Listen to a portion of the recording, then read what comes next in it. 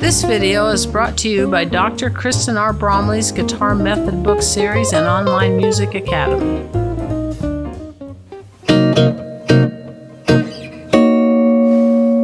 Hi, I'm Dr. Kristen Bromley. Welcome to my online academy. It is so great to have you joining me here in these online lessons.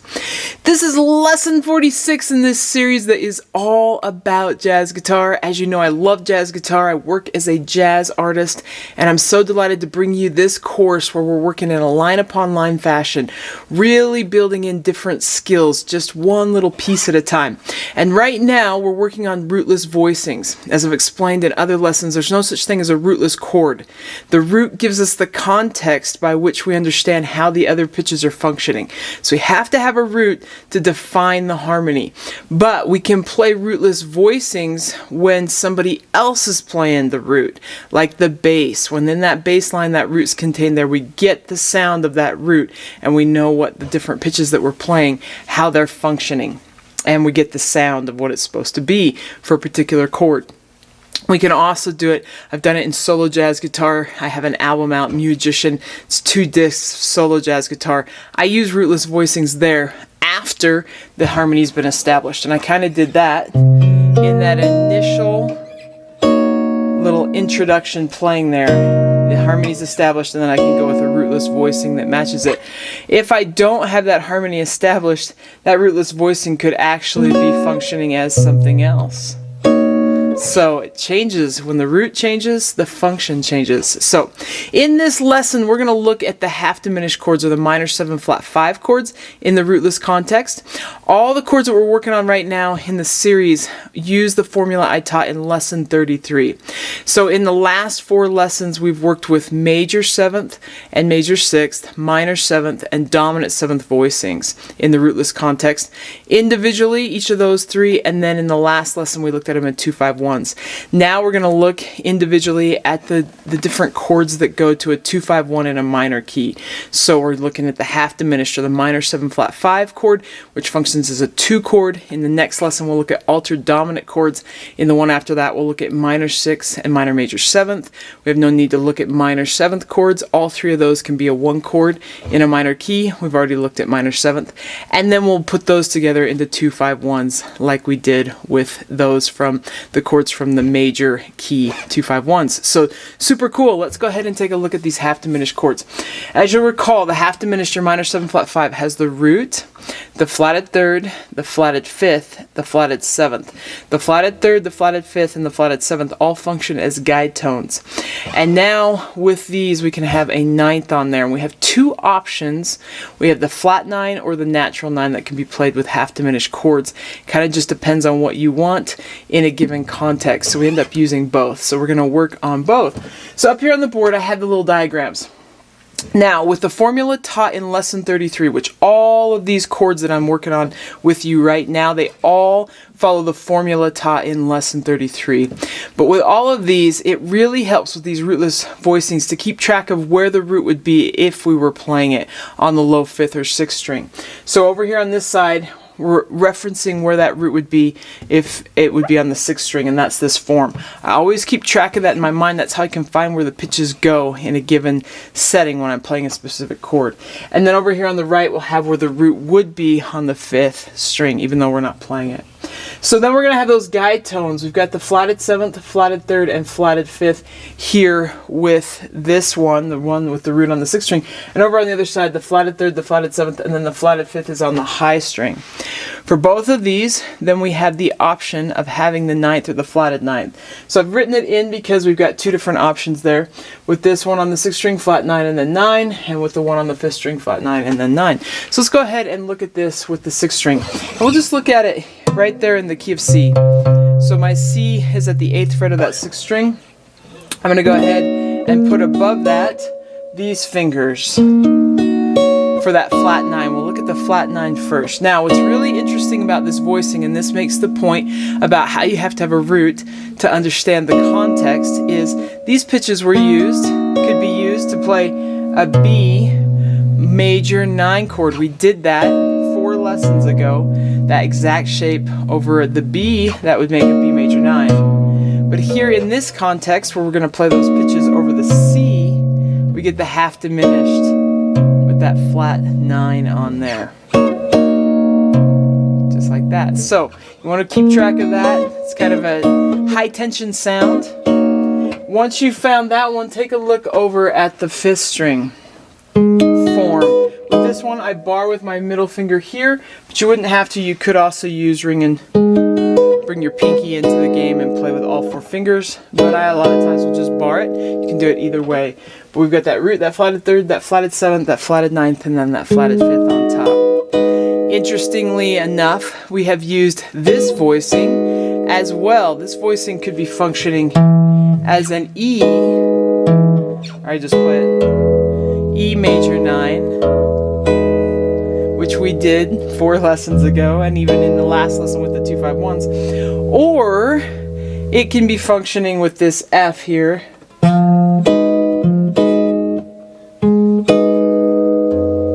That gives us the half diminished sound. It's all about that root. All about that root. So you want to practice going back and forth. Once you got it down, back and forth between the two, we're going to work around the circle of force. So we've used the circle of force a lot in these lessons, and I have the root notes, those roots written, how they go through the circle of force, up here on the board. If this is the first lesson you're jumping into, you're definitely going to want to check out the other lessons as well. But remember that we had the C at the 8th fret. If we were looking at where our low roots would be, we have that C at that 8th fret on the 6th string, then F. We go down 2 frets, B flat, E flat, down 2 frets, A flat, D flat. We can come up and catch G flat there at the 9th fret, and then down to the 7th for B and E, A and D at the 5th, G and C at the 3rd. So as we move around, you want to get used to finding these voicings moving around that circle of force. And without having the context of the bass line or that root, to my ear, I hear the major 9 sound. That's what I hear naturally, probably just because of the way that sits with our ears and how familiar we get with that sound. My ear doesn't hear the half diminished without the root in the context. It's hard to hear that. Which is why I have a backing track for us to play over that just has a bass line, so we can practice comping these chords over the bass line, and then that puts it in context and it really helps us out. So like all the backing tracks that I create for the jazz series, they're available on the Jazz Jam Along backing track playlist, which is on the channel. There's also a link in the description below. You can click on it and it'll bring up a video where you can practice just with the backing track and not with me. But here in the lessons, we're going to play through these together. So with this backing track, we'll hear 6 counts on the hi-hat, and then there's a two beat rest, and then we're in, and we'll get 4 bars with each of the chords. So just have 4 bars. Now, rhythmically speaking, we've been doing this for a little bit with these lessons. We're going to work on rhythm after we've learned all these voicings a little bit more. So you can just keep it simple, but a couple ideas: the do dot or a do dot dot, or you can leave a rest there on beat 1, rest dot dot, or you can make things long, that sort of thing, and just change it up a little bit. As you're learning these voicings, you might find it most easy to just play whole notes and let them sit there, or play long notes. So it'll be super cool. Let's go ahead and comp over this bass line together.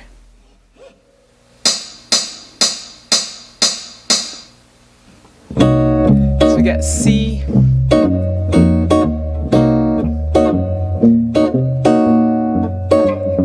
F,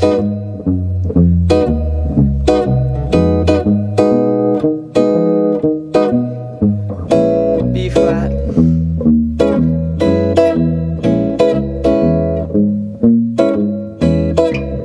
E flat,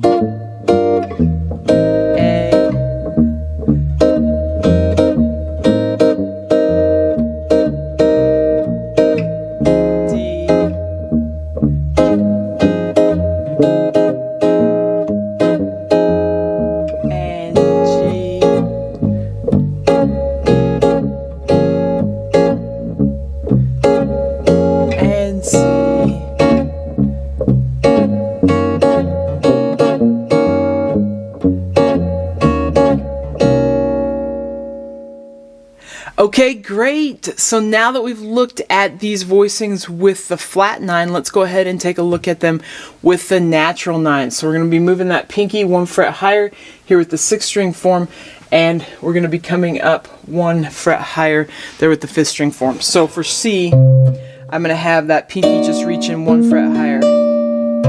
I hear a higher tension with this particular voicing than the one with the flat 9.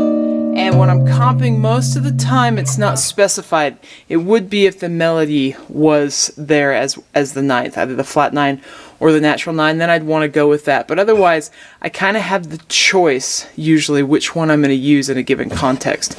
And that's what's fun about jazz. We get all these different sounds, and then we get to paint things paint sounds. We get to be painters of sound right in the moment. So, it's good to know them both and be able to play them both. So, you get that one with C there, get used to playing that one. And then we want to look at the one with F. And get used to the fingering for that one. You're going to want to work around that circle of force, just kind of getting used to the change, going back and forth between each of these. Keeping track of where those roots are. And just getting comfortable that way.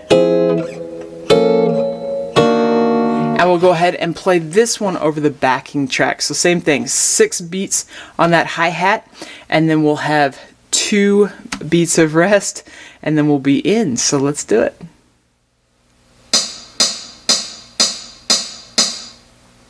So we got C.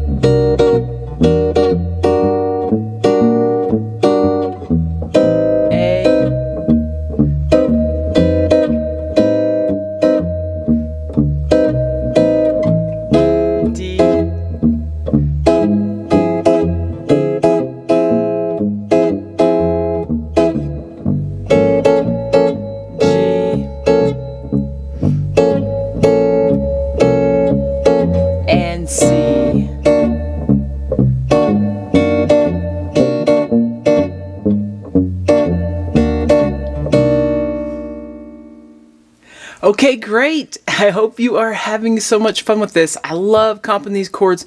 Of course, when we get into these minor 2-5-1s, the tensions are greater, and these sounds can take a little bit more time to get used to in our ears. So if it's sounding weird to you, it's okay. Just keep working at it. It'll sound right when we're playing music that needs these kinds of sounds. All right, so in the next lesson, we're going to look at the altered dominant chords with these rootless voicings, which is going to be great. These jazz lessons are coming out on Mondays and Wednesdays right now. We got Technique Tuesdays, Theory Thursdays, so those lessons coming out on those days for those series. And on Saturdays, we're working on improvising in the rock, pop, and blues styles right now, which is super cool. So that comes out on Saturdays. And of course, there's over 900 lessons on the channel that cover lots of different techniques, lots of different skills, lots of different playing styles from beginner to these advanced skills. So, lots of help here on the channel. Keep at it, keep checking things out, keep having fun, take care, and we'll see you again. If you found this video helpful, please hit the like button and subscribe to the channel. For more in-depth lessons and to progress through a free guitar course, check out my Guitar 101 series on YouTube and my guitar method books, which all come with access to hours of in-depth video lessons. You can find more information about me and my products at KristenBromley.com. Take care.